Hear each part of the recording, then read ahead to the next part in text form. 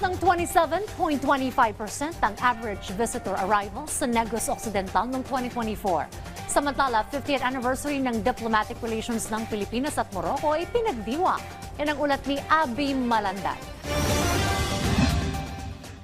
Nakaliko ang Negros Occidental ng 7.925 billion pesos matapos tumaas ang 27.25% ang average visitor arrivals noong 2024.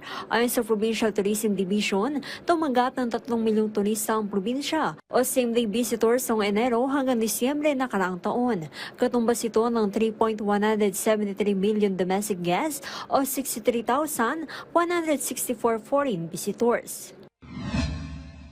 Ipinagdiwang ng Pilipinas at Morocco kahapon ang 50th anniversary ng diplomatic relations ng dalawang bansa.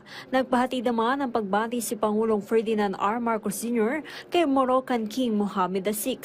Sa kanyang liham para sa hari, inilarawan ni Pangulong Marcos ang mahalagang okasyong ito bilang isang pagkakataon para sa parehong bansa na pagnilayan ang mga tagumpay ng nakaraang 5 dekada at magtakda ng landas para sa hinaharap na kooperasyon.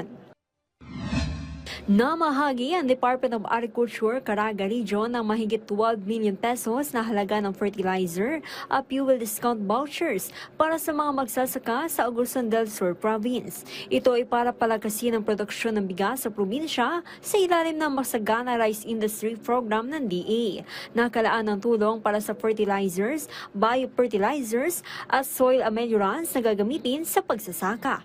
Abby Malanday para sa Pambansang TV sa Bagong Pilipinas.